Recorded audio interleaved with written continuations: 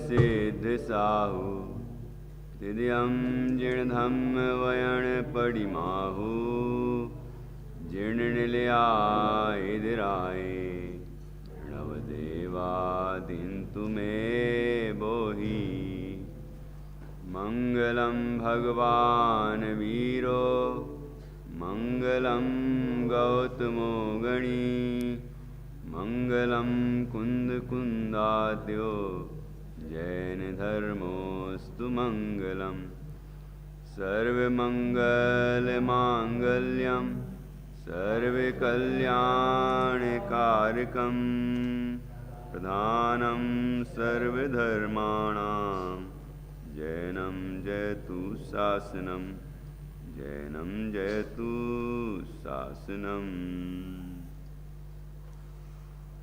मंगलमय मंगलकरण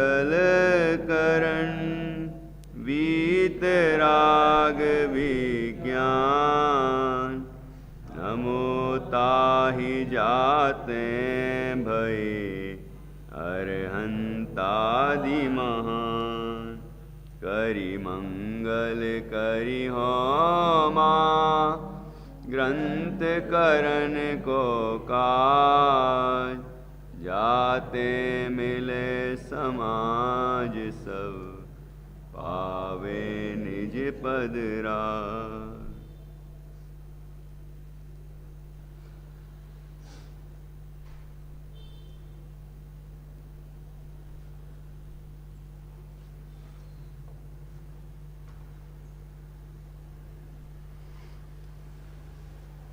आचार्य कल पंडित श्री टोडरमल जी द्वारा रचित यह रहस्यपूर्ण चिट्ठी है। इसमें स्वानुभव की दशा में ज्ञान की क्या स्थिति बनती है उसका वर्णन चल रहा है।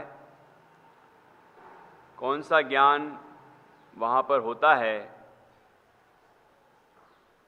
ज्ञान तो सम्यक है लेकिन वह प्रत्यक्ष है कि परोक्ष है, और परोक्ष है तो फिर आत्मा का अनुभव किस तरह होता है और आनंद का वेदन कैसे होता है। प्रत्यक्ष ज्ञान तो अवधि ज्ञान मनःपर ज्ञान है, वो तो पुद्गल को विषय करते हैं और वो होना और नहीं होना उनसे कोई फायदा नहीं, उनका कोई विषय नहीं है। वो केवल ज्ञान अभी है नहीं छदमस्त के, तो बचे दो ज्ञान, मति ज्ञान और श्रुत ज्ञान। तो मति ज्ञान और श्रुत ज्ञान से आत्मा को जानता है। मति ज्ञान पूर्वक ही श्रुत ज्ञान होता है। वास्तव में जो अनुभूति होती है, आत्मा का जानना होता है, आनंद का वेदन होता है, सब काम श्रुत ज्ञान में ही चलता है। श्रुत ज्ञान परोक्ष ज्ञान है, तो परोक्ष ज्ञान होने से आत्मा को जानना भी परोक्ष हुआ। तो परोक्ष ज्ञान ही तो है, परोक्ष ही तो है, ज्ञान तो है ना। ऐसा थोड़ी है कि आत्मा को जाने ही नहीं उसने। जैसे हमने 5 इंद्रिय और मन के विषय जो जाने हैं वो जाने तो है ना, भले ही वो परोक्ष हैं। हाँ, मतलब परोक्ष का मतलब ये थोड़ी कि जाना नहीं, जाना तो है ना आत्मा को, परोक्ष है। इसका मतलब क्या कि जैसे केवल ज्ञान में वो प्रदेश प्रत्यक्ष होते हैं, वैसे के इस श्रुत ज्ञान में प्रदेश प्रत्यक्ष नहीं होते। लेकिन आत्मा तो ज्ञात तो होता ही है, आत्मा का अनुभव तो होता ही है, और आत्मा का आनंद भी भोगता ही है। और जीव को चाहिए क्या है? प्रदेश देखना है कि आत्मा का आनंद चाहिए? चाहिए क्या है इसको जीव को? जीव का प्रयोजन है जेत्र भुवन में जीव अनंत सुख चाहें दुखते भयवंत। सभी को सुख चाहिए, और निराकुल सुख वो सच्चा सुख है, और वह आत्माश्रय से प्राप्त होता है। बस उसे आनंद चाहिए, और आनंद आत्मा के आश्रय से मिल गया। जैसे मिश्री खाने वाले को मिठास चाहिए, उसको मिश्री खाने से मतलब है कि आकार प्रकार देखने से मतलब है। तो आकार प्रकार देखे अथवा ना देखे, मिश्री का आनंद तो दोनों को समान है, आंख वाले के भी और बिना आंख वाले की। ऐसे ही आत्मा का आनंद श्रुत ज्ञानी को और केवल ज्ञानी को, दोनों को समान जाति का है। उनके अनंत है, यहां कम है, वो अंतर है, लेकिन आनंद की जाति तो एक सी है ये, और दोनों का विषय भी एक ही है। श्रुत ज्ञानी का विषय भी शुद्धात्मा है और केवल ज्ञानी का विषय भी शुद्धात्मा है। अब आप कहेंगे लोकालोक है कि अपनेपन से तो वहां भी आत्मा ही है, तन्मयता पूर्वक तो आत्मा ही है वहां केवल ज्ञानी को भी। इसलिए जब अपनेपन से एकमात्र शुद्ध चैतन्य ही जानने लायक है और आत्मा को जानने से आनंद मिलता है और वही प्रयोजनभूत है, तो फिर अधिक जानने से बस हो। जो ज्ञान आत्मा में लगे वो ज्ञान काम का, और जो ज्ञान आत्मा में न लगे वो क्या काम का। तो यहां इतनी गजब की बात आई है, बहुत सुंदर बात आई है। ये उदाहरण भी पंडित जी ने जो दिया है बहुत प्रसिद्ध है, बहुत हमने सबने गुरुदेव के प्रवचनों में, विद्वानों के प्रवचनों में खूब सुना होगा ये है ना। तो ऐसा ये उदाहरण बिल्कुल सटीक बैठता है कि मिश्री के आकार आदि नहीं देखे उसने, अंध पुरुष ने, लेकिन उसका स्वाद लिया, और आंख वाले ने आकार आदि देखे और स्वाद लिया, तो स्वाद में क्या अंतर है। ऐसे ही परोक्ष जानता है का मतलब जानता नहीं है ऐसा नहीं है, जानता है, लेकिन कैसे जानता है। पहले तो आगम से निर्णय किया था, अनुमान से निर्णय किया था, उस तरह से तो है ही। और यहां वह उसको वेदन होता है आत्मा का, आत्मा वेदन में आता है और उसका आनंद आता है, तो वेदन प्रत्यक्ष कहा। इसलिए सर्वथा परोक्ष नहीं है, कथनचित परोक्ष है और कथनचित प्रत्यक्ष भी है। कथनचित परोक्ष है मतलब कि प्रदेश प्रत्यक्ष नहीं होते, इस अपेक्षा वो परोक्ष है। केवल ज्ञानी के प्रत्यक्ष है, इस अपेक्षा तो परोक्ष है, लेकिन अनुभव जो हुआ है वो उस अपेक्षा से वो प्रत्यक्ष है, अनुभव प्रत्यक्ष है। ऐसा बड़ा ही सुंदर विषय ये चल रहा है। अब हम थोड़ा आगे बढ़ते हैं। यहां पर हमने समझ लिया है कि स्वानुभव में आत्मा परोक्ष है। जो मैं ये पैराग्राफ फिर से पढ़ के फिर अपन आगे बढ़ेंगे, ये प्रश्न के बाद का जो उसका समाधान यहां से। अनुभव में आत्मा तो परोक्ष ही है, कुछ आत्मा के प्रदेश आकार तो भाषित होते नहीं हैं, इस अपेक्षा परोक्ष है, ठीक है। परंतु स्वरूप में, किस स्वरूप में, तो आत्मस्वरूप प्रकट होता है कुछ नहीं। आत्मा का स्वरूप प्रकट है कि नहीं है, प्रकट होता है कि नहीं स्वरूप।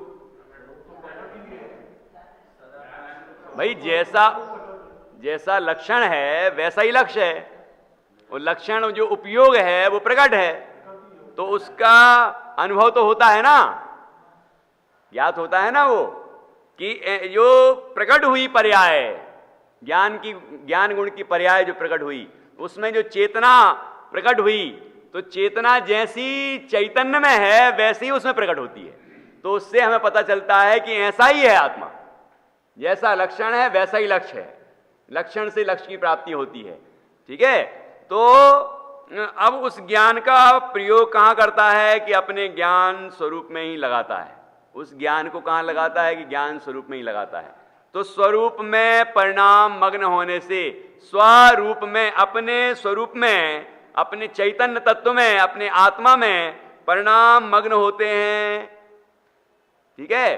परिणाम मग्न होने से जो स्वानुभव हुआ वह स्वानुभव प्रत्यक्ष है, ठीक।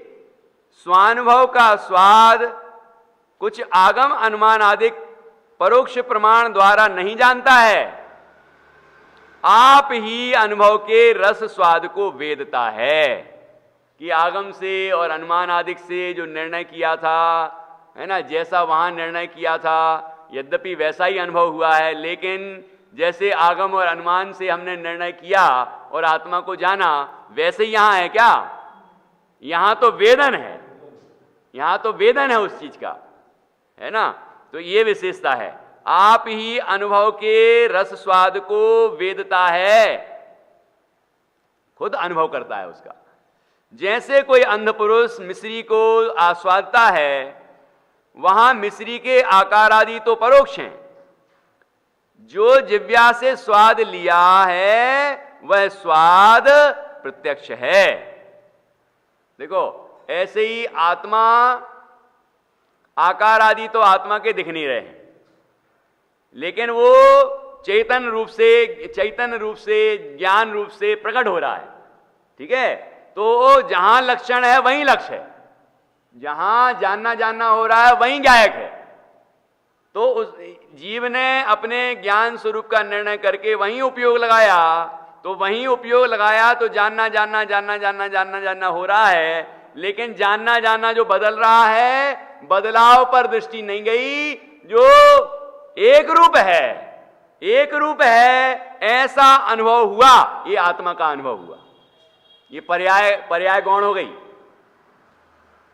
पर्याय से पार हो गया। मतलब जो चंचलता जब तक देखता है वो पर्याय है, और चंचलता नहीं दिखी और एक रूपता दिखी, चिन्मात्र दिखा, तो वो ध्रुव तत्व दिख गया, मतलब अनुभव हो गया, ध्रुव का अनुभव हो गया।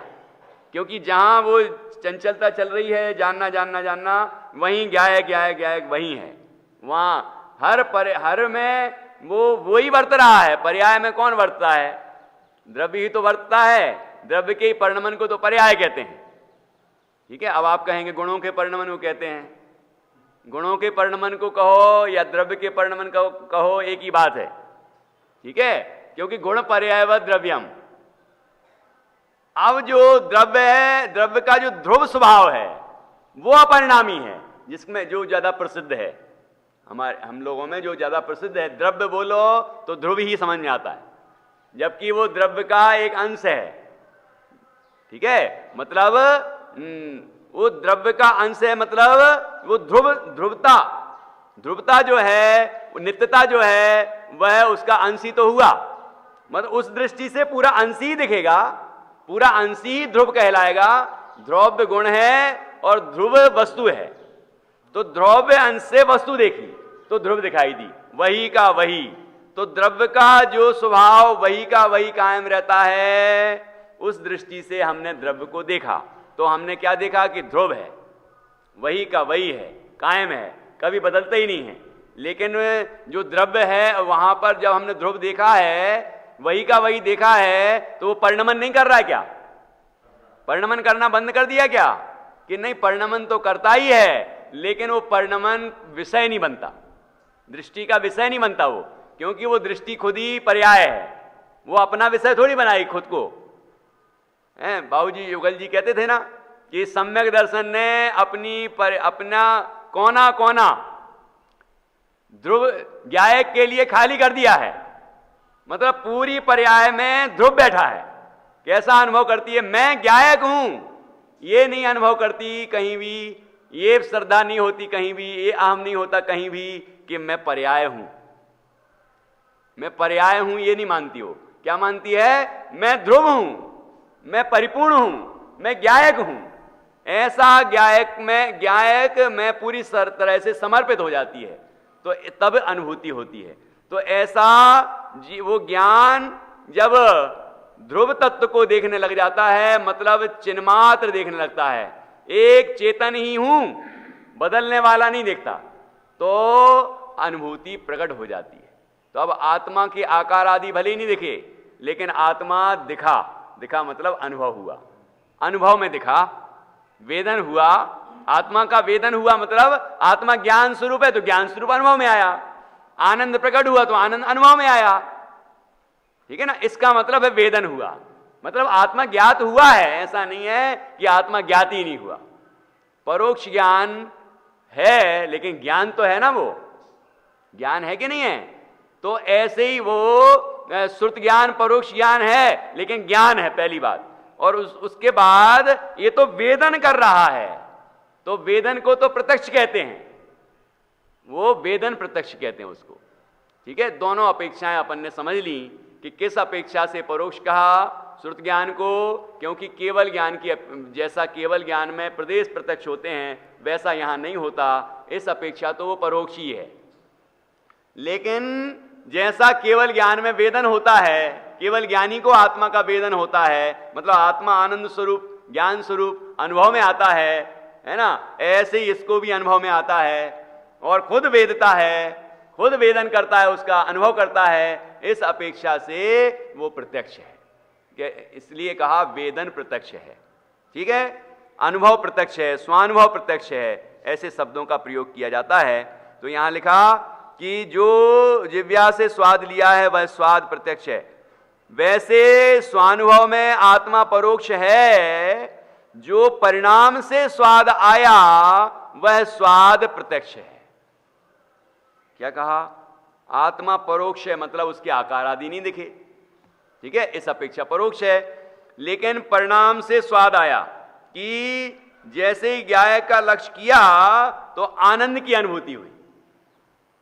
मैं ज्ञायक हूं, ये चेतन तत्व मैं ही हूं, ऐसी जो अनुभूति हुई, लक्षण से लक्ष्य की तरफ अनुभव हुआ, लक्षण से लक्ष्य ज्ञात हुआ, और जैसे ही अनुभव हुआ वैसे ही आनंद प्रकट हुआ। तो आनंद जो प्रकट हुआ उसका अनुभव खुद ने किया कि नहीं किया, उसका वेदन उसने खुद ने किया कि नहीं किया है, कि खुद ने ही किया है। तो यहां लिखा जो परिणाम से स्वाद आया वह स्वाद वो प्रत्यक्ष है, वह स्वाद उसने खुद लिया है, खुद अनुभव किया है, खुद वेदन किया है, इस अपेक्षा वह प्रत्यक्ष है, ऐसा जानना। अब जो अपन ने अभी अभी थोड़ी थोड़ी सी चर्चा की है, यहां पंडित जी ने आगे लिखा है, बहुत जोरदार लिखा है, अथवा। अथवा मतलब ये जो कहा है ना, अथवा ऐसा भी समझना। कैसा समझना? कि जो प्रत्यक्ष की ही भांति हो उसे भी प्रत्यक्ष कहते हैं। प्रत्यक्ष की तरह ही हो उसको भी प्रत्यक्ष कहते हैं। जो प्रत्यक्ष की ही भांति हो उसे भी प्रत्यक्ष कहते हैं। ये जैसे लोक में कहते हैं कि हमने स्वप्न में अथवा ध्यान में अमुक पुरुष को प्रत्यक्ष देखा, वहां कुछ प्रत्यक्ष देखा नहीं है, परंतु प्रत्यक्ष की ही भांति प्रत्यक्षवत यथार्थ देखा, इसलिए उसे प्रत्यक्ष कहा जाता है। यथार्थ देखा, इसमें मर्म है। यथार्थ देखा, जो देखा यथार्थ देखा, आत्मा को देखा वो यथार्थ देखा, जैसा है वैसा ही देखा। केवल ज्ञानी को जैसा दिखता है वैसे ही दिखा, उसमें अंतर नहीं है। ये बात और है कि उनको आकार आदि भी दिखे और इनको आकार नहीं दिखा, लेकिन आत्मा तो दिखा ना, आत्मा तो पूरे ही विषय बना है। कोई ऐसा थोड़ी है कि आत्मा कोई थोड़ा बहुत अंश दिख गया होगा, है ना। तो यहां ये देखो कितना सुंदर उदाहरण दिया। जैसे लोक में कहते हैं कि हमने स्वप्न में देखा, कोई चीज देखी हमने, तो हम खुद देखते हैं ना कि स्वप्न में कोई व्यक्ति आया तो हमने कहा कि हम साक्षात देखा हमने स्वप्न में। अथवा ध्यान में ध्यान लगाए हुए हैं और किसी व्यक्ति का, किसी वस्तु का हमें ध्यान आया और हमें वो चीज दिख गई। जो चीज गुमी हुई थी वो चीज दिख जाती है। जैसे कि मान लो ये नहाने गए और हार या अंगूठी वगैरह जो है वहां मान लो रख दी, फिर भूल गए कि कहाँ रखी है, ढूंढ रहे थे नहीं मिल रही है, लेकिन थोड़े शांति से बैठे, ध्यान लगाया, कहाँ आखिरी बार कहाँ देखा था, और एकदम ध्यान आया। तो वो ध्यान जब आता है तो साफ बिल्कुल दिखता है ना, वो हार हो, अंगूठी हो, जो वस्तु हो, बिल्कुल दिखती है कि नहीं, साफ स्पष्ट दिखती है ना। तो वो दिखी, मैंने अभी देखा, मुझे ध्यान आया कि वो वहीं है, और जैसे ही वहां जाते हैं मिल जाती है। तो जैसी देखी वैसी मिली, जैसी हमें ध्यान में दिखी वैसी ही वो वहां पर मिली कि अलग तरह से मिली, देखना जरा, है ना उदाहरण। तो वैसे ही है, तो इसको कहते हैं, इसको भी हम प्रत्यक्ष की भांति, भांति का प्रत्यक्ष नहीं है। अवधि ज्ञानी को जैसे पुद्गल दिखता है और हमें पुद्गल का स्मरण आता है, आकार दिखता है, दोनों में अंतर है कि एक समान है? उनको तो साक्षात दिखता, बिना इंद्रिय के, प्रत्यक्षवत। प्रत्यक्ष नहीं, उनको तो प्रत्यक्ष ही है, हमें प्रत्यक्षवत कहा जाएगा, उनको तो प्रत्यक्ष कहा जाएगा।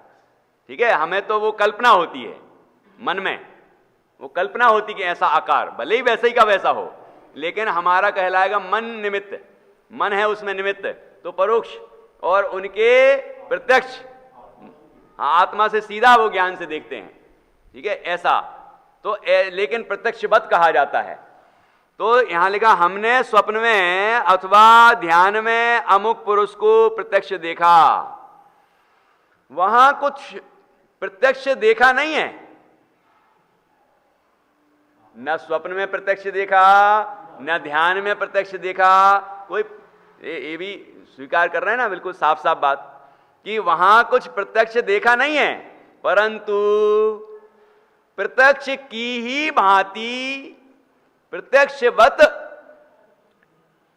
अब प्रत्यक्ष की ही भांति, देखो वजन देने के लिए, प्रत्यक्ष की ही भांति प्रत्यक्षवत यथार्थ देखा, इसलिए उसे प्रत्यक्ष कहा जाता है। यथार्थ देखा, यथार्थ जैसा है वैसा ही देखा, इसीलिए कहते हैं कि यदि प्रत्यक्ष देखा। ये उदाहरण हुआ। अब देखिए, उसी प्रकार अनुभव में आत्मा प्रत्यक्ष की भांति यथार्थ प्रतिभासित होता है, इसलिए इस न्याय से आत्मा का भी प्रत्यक्ष जानना होता है, ऐसा कहें तो दोष नहीं है। इसमें कोई दोष नहीं है। इस कथन में अपेक्षा समझ ली जाए तो इसमें क्या दोष है, कि इसमें कोई दोष नहीं है। तो ये देखो, अनुभव में आत्मा प्रत्यक्ष की भांति, जैसे केवल ज्ञानी को प्रत्यक्ष है, वो केवल ज्ञानी के अनुसार ही इसने भी निर्णय किया और आगम आदिक से पूरा निर्णय किया, जैसा आत्मा भगवान ने बताया, जैसा भगवान देख रहे हैं वैसा ही इसने निर्णय किया। और अब अपने लक्षण से अपने आत्मा को देखा, आत्मा का अनुभव किया, तो जैसे भगवान को आत्मा का ज्ञान होने से आनंद आता है, ऐसे ही इसको भी आत्मा का ज्ञान होने से आनंद आता है। उनके प्रदेश प्रत्यक्ष है, इनके प्रदेश प्रत्यक्ष नहीं है, बस इतना अंतर है। बाकी आत्मा तो दोनों ही ने देखा। दोनों ने क्या देखा? दोनों ने आत्मा देखा कि इनने देखा ही नहीं। परोक्ष का मतलब देखा ही नहीं, कि नहीं प्रत्यक्ष की भांति लिखा ना, प्रत्यक्ष की भांति। पहले तो यहां लिखा आए थे कि वेदन प्रत्यक्ष है, वो तो है ही, लेकिन दूसरी अपेक्षा बता रहे हैं कि इस तरह से भी समझना ये प्रत्यक्ष है वो, कि अनुभव में आत्मा प्रत्यक्ष की भांति यथार्थ प्रतिभासित होता है, जैसा है वैसा ही अनुभव में आता है, वैसा ही ज्ञात होता है, इसीलिए उसे प्रत्यक्ष कहा जाता है। इसलिए इस न्याय से, ये न्याय है, न्याय में तर्क होता है, युक्ति लगती है, इस न्याय से आत्मा का भी प्रत्यक्ष जानना होता है, ऐसा कहें तो दोष नहीं है। इस अपेक्षा यहां पर दो अपेक्षाएं हो गई। एक तो कि वेदन की अपेक्षा प्रत्यक्ष, जो स्वाद आया है, जो अनुभव हुआ है, जो आनंद का वेदन हुआ है, वो तो खुद ही को हुआ है, साक्षात हुआ है, स्वयं वेदता है, इसीलिए वेदन तो प्रत्यक्ष, वेदन प्रत्यक्ष कहते हैं। और दूसरा प्रत्यक्ष जैसा ही है, प्रत्यक्ष जैसा ही है, यथार्थ जैसा प्रत्यक्ष में है वैसा ही इसको आत्मा का वेदन हुआ है, आत्मा का अनुभव हुआ है, आत्मा ज्ञात हुआ है, इसलिए प्रत्यक्ष की भांति होने से भी प्रत्यक्ष कहा गया है। ठीक है, और इसमें कोई दोष नहीं है। अब देखिए पंडित जी ने क्या लिखा। कथन तो अनेक प्रकार से है, सर्व आगम वह, कथन तो अनेक प्रकार से है, वह सर्व आगम अध्यात्म शास्त्रों से जैसे विरोध ना हो, विवक्षा भेद से कथन जानना। क्या कह रहे हैं कि जिनमाणी में अनेक अनेक अनेक तरह से कथन है। देखो, अभी पहले परोक्ष कहा, फिर स्वानुभव प्रत्यक्ष कहा, फिर प्रत्यक्ष की भांति प्रत्यक्षवत कहा। 3 कथन तो यही हो गए। तो ये ऐसे अनेक तरह से कथन होते हैं, है ना। कथन तो अनेक प्रकार से है। वह सर्व आगम अध्यात्म शास्त्रों से जैसे विरोध ना हो, विवक्षा भेद से कथन जानना। आगम अध्यात्म दोनों बोल दिए हैं, केवल अध्यात्म से नहीं कि नहीं वो तो प्रत्यक्ष है, सर्वथा नहीं। ये वेदन की अपेक्षा प्रत्यक्ष कहा।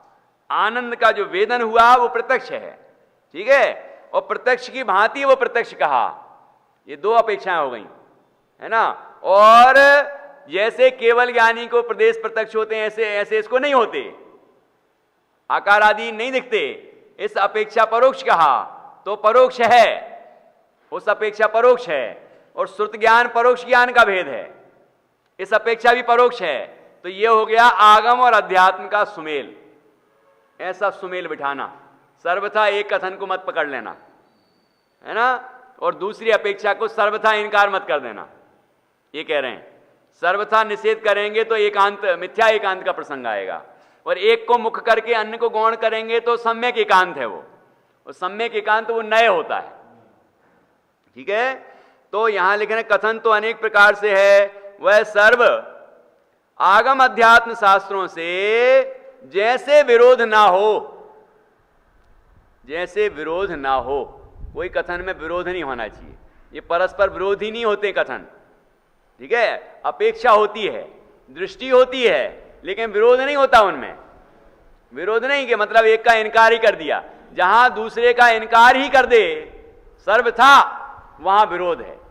जहां अन्य अपेक्षा को गौण किया है और एक अपेक्षा को मुख्य किया है, वहां विरोध नहीं कहलाता, वो मुख्य गौण की व्यवस्था है वो।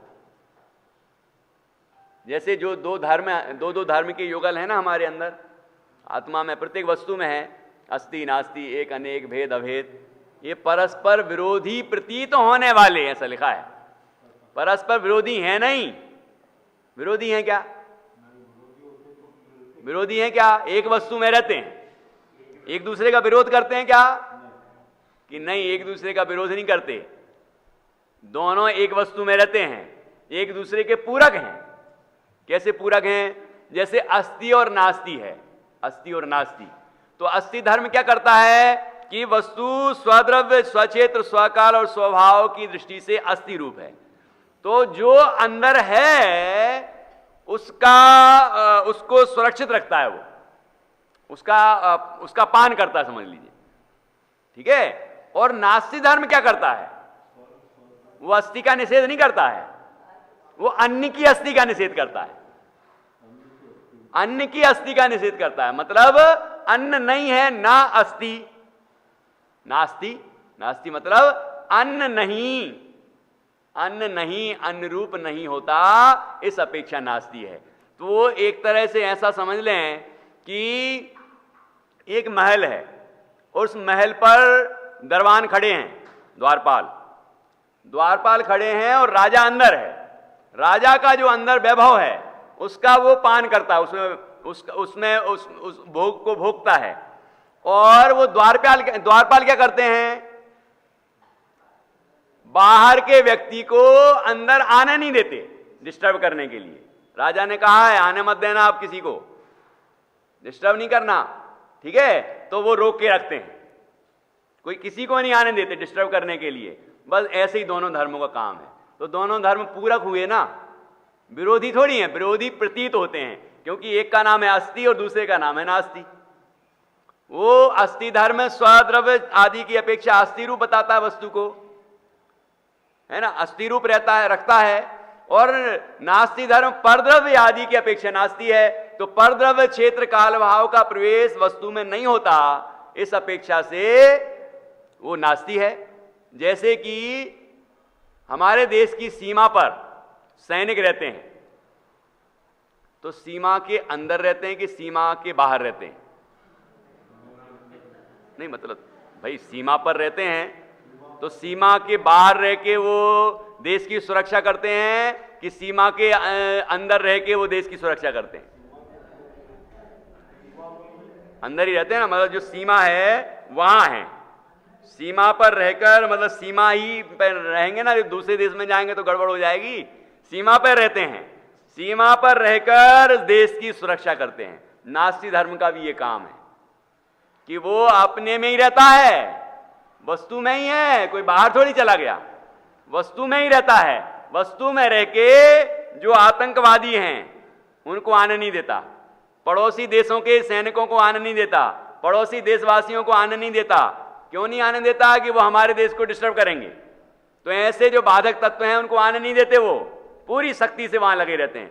नास्तिक धर्म भी किसी भी परद्रव्य प्रभाव को अंदर आने नहीं देता। इसका मतलब है नास्ति। और अस्ति का मतलब पूरा देश। पूरा देश तो अपना ही है ना, वहां आराम से घूमो फिरो, कोई दिक्कत नहीं है, है ना। ऐसे ही आत्मा में अनंत गुण, अनंत धर्म, अनंत शक्तियां, जो भी वैभव है उसका रसास्वादन करो, कोई समस्या नहीं। लेकिन पर के अंदर हम जा नहीं सकते और पर हमारे अंदर आ नहीं सकता, ये वस्तु की व्यवस्था है। ये नास्ति धर्म हमें व्यवस्थित करता है। नास्ति धर्म ना हो तो गड़बड़ी गड़बड़ हो जाए। और अस्ति नास्ति को स्वीकार कर ले जीव, ऐसी प्रतीति हो जाए तो फिर सारा कुछ आ गया इसके अंदर, मतलब भेद विज्ञान हो जाएगा, जीव का कल्याण हो जाएगा। ऐसा प्रवचन सार जी के टीका के दूसरे श्लोक में लिखा है। हेलो लुप्त महामोह तमस्तोमम जयत्यदा प्रकाश्य जगत तत्व मनेकांतमयम महा। ये जो अनेकांत है, ये अनेकांत की बात की ना हमने अस्ति नास्ति में, ये जो अनेकांत है ये लीला मात्र में, क्या कहा? लीला मात्र, खेल खेल में ही, जैसे कहते हैं ना खेल खेल में ही, लीला मात्र में ही मोह रूपी महान अंधकार का नाश कर देता है। हेलो लुप्त महामोह तमस्तोमम जयत्यदा प्रकाश्य जगत तत्व मनेकांतमयम महा। ऐसा अनेकांत तेज प्रकाशित होता है, वो जयवंत वर्ती, ऐसा लिखा है। तो ये लीला ही है कि जीव ने ये समझ लिया कि मैं अपने रूप हूं, पर रूप होता ही नहीं, तो अब पर की तरफ झांके क्यों कि पर रूप में हो जाऊं या पर को अपने रूप कर लूं। ये जो हमारी मिथ्या मान्यता है, इसी कारण से तो संसार में घूम रहे हैं। और यदि हमें इस बात की प्रतीति हो गई ये दोनों धर्मों से, अस्ति नास्ति, तो मैं अपने रूप ही रहता हूं, पर रूप होता ही नहीं, पर रूप रहता है, वो मेरे रूप होता ही नहीं, तो फिर क्यों हम व्यर्थ के विकल्प करते हैं। और जीव अपने स्वरूप का आनंद ले तो इस संसार के जो झंझट है, जो भ्रमण है, वो सब समाप्त हो जाए और राग द्वेष के जो विकल्प होते हैं वो समाप्त हो जाएं। सब ये परलक्षी भाव हैं। राग आदि जितने विकार हैं सब परलक्षी भाव हैं। पर को अपने में मिलाना चाहते हैं या अपने को पर रूप हो जाना कर लेना चाहते हैं। इस तरह ये विकार उत्पन्न होते हैं। जीव अपने स्वरूप को समझ ले कि मैं अस्ति नास्ति धर्म स्वरूप हूं, तो जीव को कभी दुख हो ही नहीं सकता है।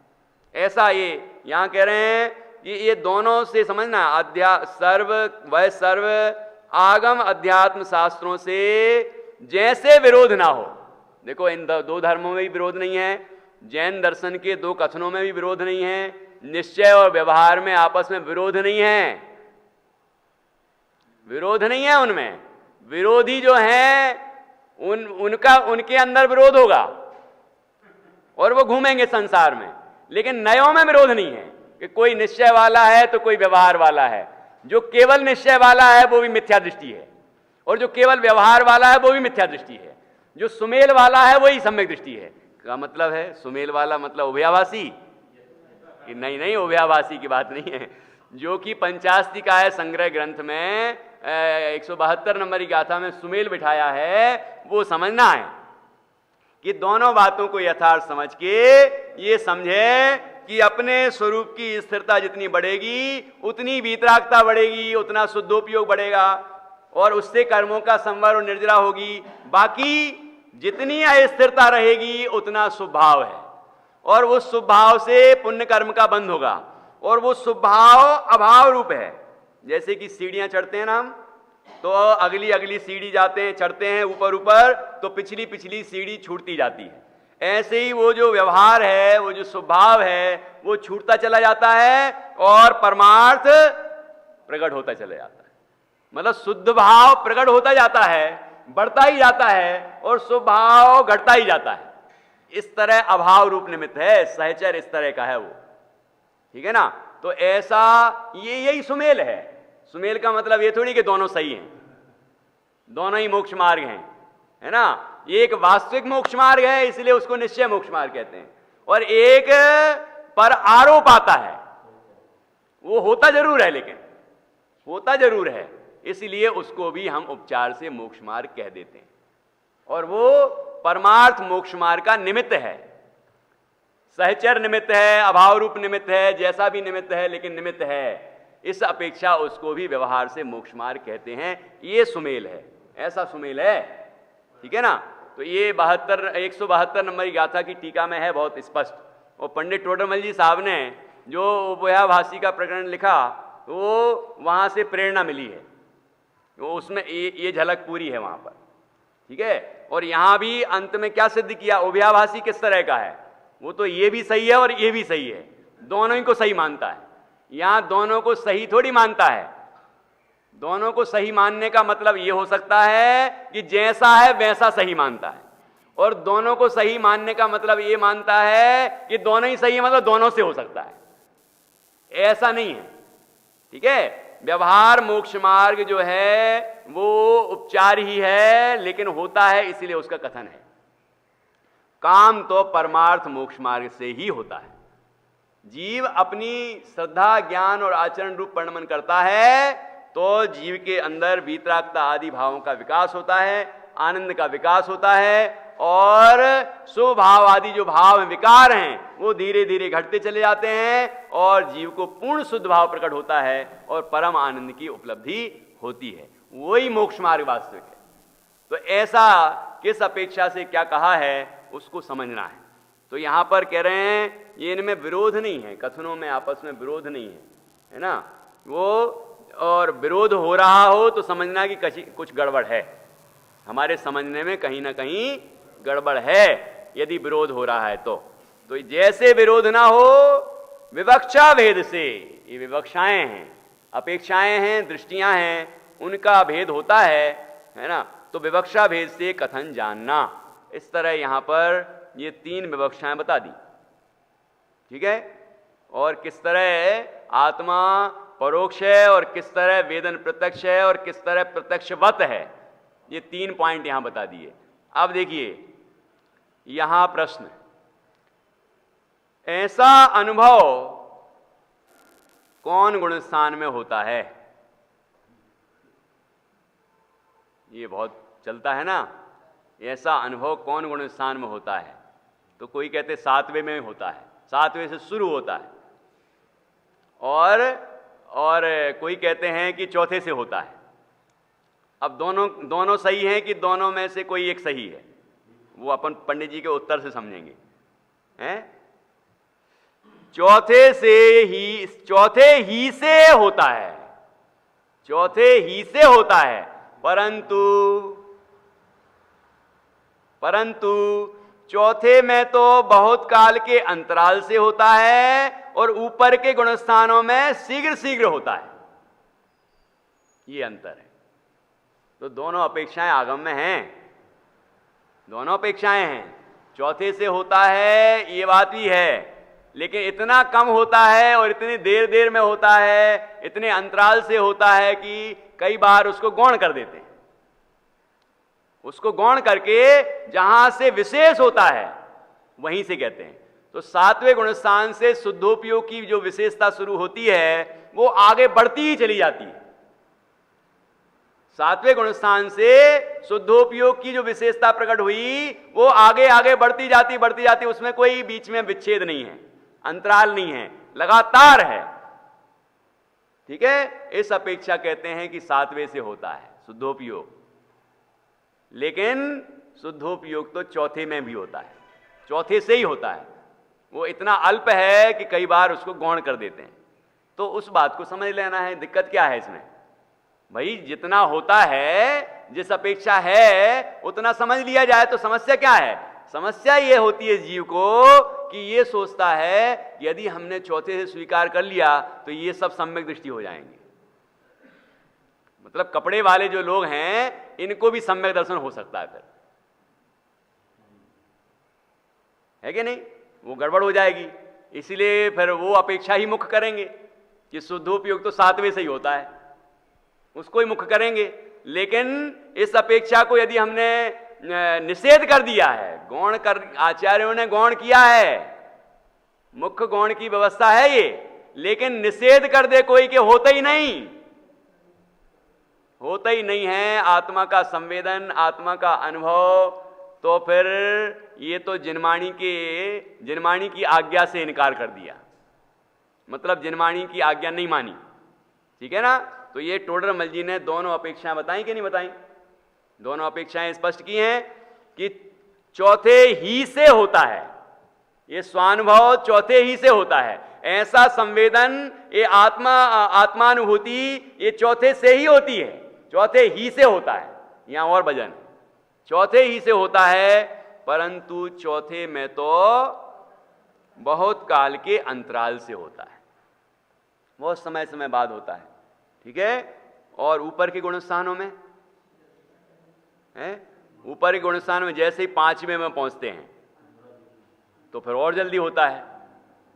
मतलब ऐसे अपन मैक्सिमम टाइम पकड़ें तो कैसा होगा कि चौथे गुणस्थान वाले को कितने समय में होना ही चाहिए, है ना? 6 महीने के अंदर होना ही चाहिए, नहीं तो वो खत्म, है ना? तो ये तो उत्कृष्ट समय है, इसका मतलब ये नहीं कि 6 महीने में ही होता होगा, होने को तो कई बार हो जाता है, 6 महीने में कई बार हो जाएगा, लेकिन मैक्सिमम समय 6 महीना, ठीक? और 5वें गुणस्थान वाले के 15 दिन, और 7वें गुणस्थान वाले के, मतलब 6ठे 7वें गुणस्थान वर्ती जो मुनिराज हैं उनके अंतर्मुहूर्त में होता रहता है, अंदर बाहर होते रहते क्या नहीं? और बाहर आना जरूरी है क्या? अंदर बाहर बोलते हैं ना अपन, अंदर बाहर, बाहर आना जरूरी है कि ऐसा जरूरी नहीं कि बाहर आएं, ठीक है? वो अपने में मग्न हो जाएं और श्रेणी चढ़ जाएं, ऊपर का है ना खुला रास्ता, खुला है पूरा कि और ऊपर चले जाएं, मतलब अपने स्वरूप में और अधिक स्थिर हो जाएं, और पूर्ण स्थिर हो जाएं तो केवल ज्ञान, उसके बाद तो कुछ कहना नहीं है ना। केवल ज्ञान होने के बाद अरहंत अवस्था हुई, फिर सिद्ध अवस्था होती ही है, सिद्ध अवस्था हो जाती है, और सारी अनंत काल ऐसा अनंत आनंद भोगते रहेंगे, ऐसी दशा होती है। तो यहां लिख रहे हैं, यहां तो गुणस्थानों की बात की है कि चौथे में तो बहुत काल के अंतराल से होता है, और ऊपर के गुणस्थानों में शीघ्र होता है। अब ऊपर के गुणस्थानों में शीघ्र होता है, और नीचे के जो गुणस्थान है उसमें अंतराल होता है। अब कोई ऊपर के गुणस्थानों में जितनी विशेषता है और जितनी प्रबलता है और जितनी शीघ्रता है, वो शीघ्रता यदि चौथे में लाना चाहे तो क्या हो?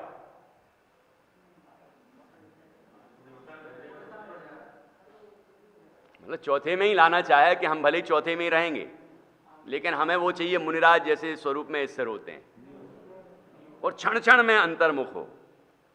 हम भी क्षण क्षण में ही अंतर्मुख हो जाएंगे। कपड़े वाला सोचता है कि मैं भी क्षण क्षण में अंतर्मुख हो जाऊं, चलते फिरते उठते बैठते खाते पीते सब में। ऐसा कोई कहे तो क्या माने? क्या माने बताओ? मतलब गुणस्थान का कोई ज्ञान ही नहीं है। इसलिए पंडित जी ने बहुत सुंदर लिखा है, आगम अध्यात्म शास्त्रों से जैसे विरोध ना हो, विवक्षा भेद से कथन जानना। बनारसी दास जी पंडित जी के भी तो ये हुआ था कि नहीं हुआ था पहले, फिर बाद में गुणस्थान समझे तब समझ में आई बात, बैलेंस हुआ।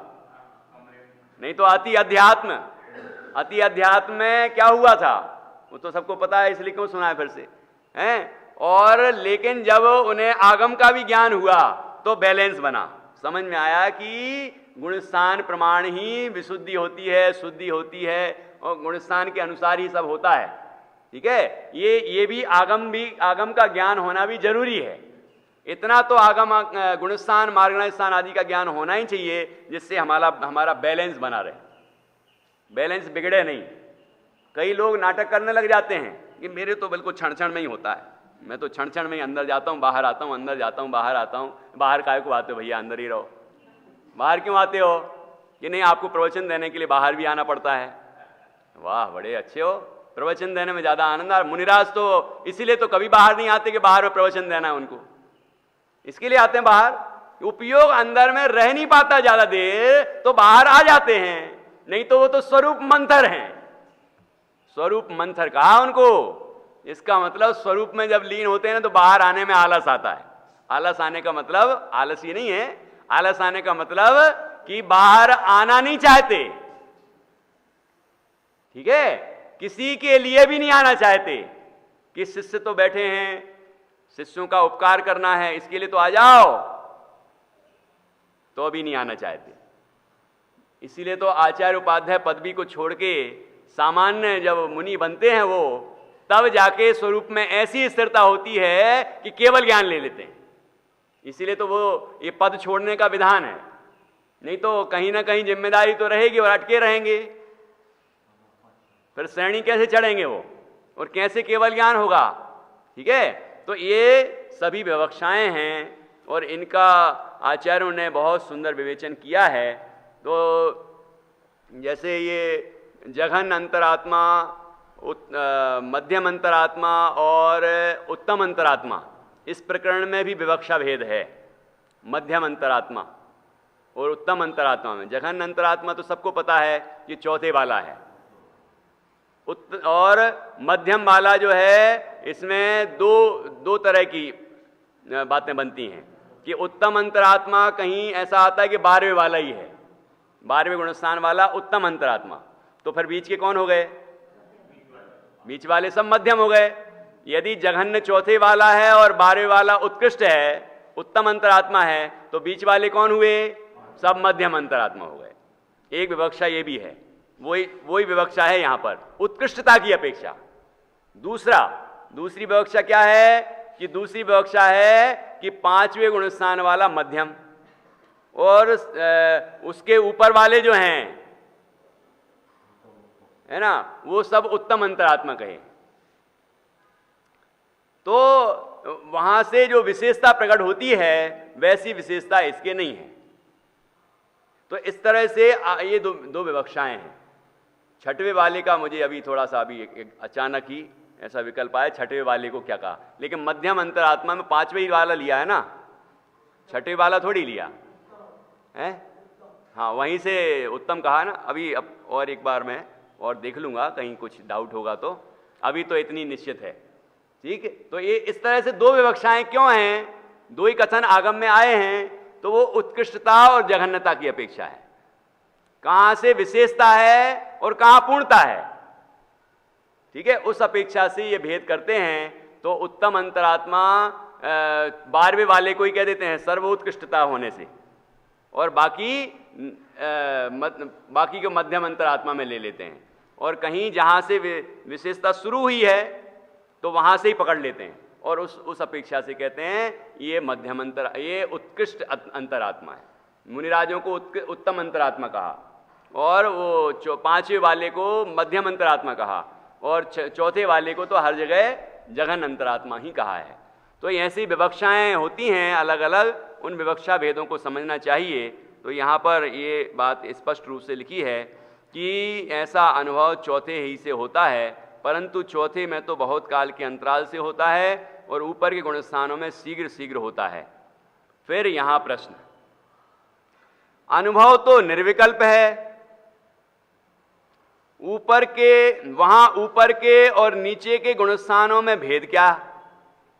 अनुभव तो निर्विकल्प है, तो चौथे वाले को भी अनुभव हो रहा है, 5वें वाले को भी हो रहा है, और आगे 7वें से निर्विकल्पता है ना, 6वें वाले सविकल्प है, तो निर्विकल्पता है और आगे आगे निर्विकल्प है। तो ये ऐसी जो स्थिति है, तो वो कह रहे हैं कि सब जो हैं सब निर्विकल्प दशा में हैं।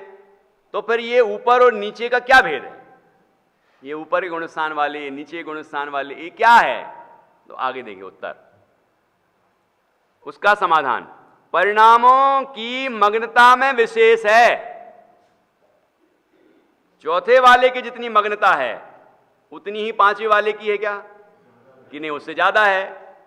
ठीक है, और सातवें वाले की उससे भी ज्यादा है। छठवें वाले का क्या हाल है? सविकल्प दशा है, शुभोपयोग की दशा है, लेकिन 3 कसाय चौकड़ी का अभाव है।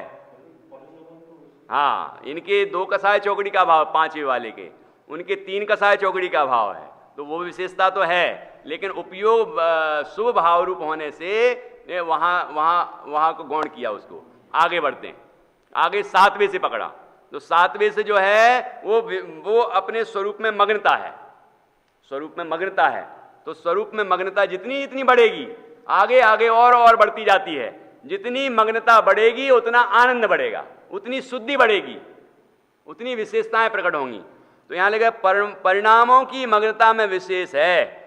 जैसे 2 पुरुष नाम लेते हैं और दोनों ही के परिणाम नाम में हैं, वहां एक को तो मग्नता विशेष है और एक को थोड़ी है। उसी प्रकार जानना।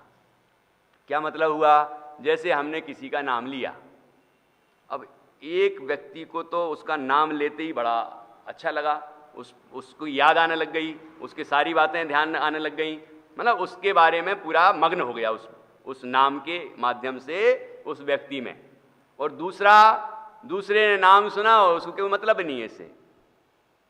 ऐसा होता है कि नहीं होता? नाम 2 व्यक्तियों ने सुना, लेकिन दोनों व्यक्तियों में ये अंतर आता है कि नहीं आता है? जैसे अपन उदाहरण लें, जैसे मैंने कोई मिष्ठान्न का नाम लिया, मान लीजिए किसी को रसगुल्ले का नाम लिया, और रसगुल्ले का नाम लेते किसी की जीभ में पानी आ जाता है, और किसी को ठीक है, कुछ नहीं होता, उसको फर्क ही नहीं पड़ता। ऐसा होता है कि नहीं होता है? तो ये यहां पर अंतर है कि मग्नता कितनी है। उस मग्नता के कारण, स्थिरता के कारण, स्वरूप में लीनता के कारण आनंद की विशेषता है, शुद्धि की विशेषता है। इसीलिए गुणस्थानों की विशेषता है, गुणस्थानों के अंतर है कि इस गुणस्थान में इतनी शुद्धि होती है, इस गुणस्थान में इतनी शुद्धि होती है, इसमें इतनी होती है। और फिर कर्मों की दशा में देखेंगे तो वहाँ पर किस तरह की कर्मों की स्थितियाँ होती हैं, कहाँ क्या बंध विच्छुत्ति है, कहाँ क्या है, तो वो सारा जो है वो ये यहाँ तो परिणामों में विशेषता हुई है। जैसे जैसे परिणामों में विशेषता होगी तो कर्मों की प्रकृतियों में भी हलन चलन होगा, जो भी होगा, है ना, उसमें भी अंतर आएगा। किसका बंध रुक जाएगा, कहाँ क्या होगा, वो सब होता है उसमें। जीव का पुरुषार्थ तो अपने में है, अपने स्वरूप में मग्न होता जाता है, बाकी कर्मों का काम कर्मों में होता है। ठीक है, तो यहाँ ये मग्नता की अपेक्षा भेद बताया है। तो ऐसे स्वरूप में मग्नता जिसकी ज्यादा होगी उसके शुद्धि की उतनी वृद्धि होगी, और उसके आनंद की भी उतनी ही वृद्धि होगी। तो ऐसा ये गुणस्थानों में विशेषता होती है। हम सभी इस विशेषता को समझें। अभी 2 मिनट हैं तो मैं इतना पढ़ देता हूं, तो आगे इसकी चर्चा अपन कल करेंगे। फिर प्रश्न, यदि निर्विकल्प अनुभव में कोई विकल्प नहीं है तो शुक्ल ध्यान का प्रथम भेद पृथकत्व वितर्क विचार कहा। वहां पृथकत्व वितर्क नाना प्रकार के श्रुत का विचार, अर्थ, व्यंजन, योग, संक्रमण ऐसा क्यों कहा? जब सब निर्विकल्प हैं तो ये विकल्प क्यों? निर्विकल्प है तो विकल्प नहीं होना चाहिए ना, लेकिन वहां तो है ये चीज। तो अब देखो पंडित जी क्या समाधान करते। समाधान, कथन 2 प्रकार है, एक स्थूल रूप है, एक सूक्ष्म रूप है।